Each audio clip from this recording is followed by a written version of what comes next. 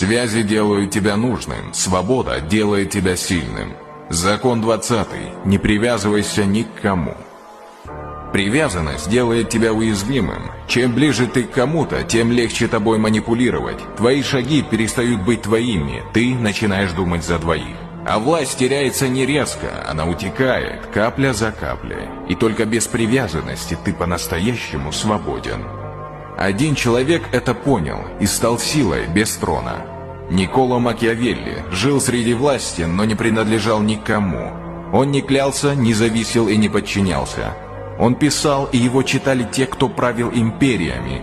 Он не был королем, но даже короли боялись его слов.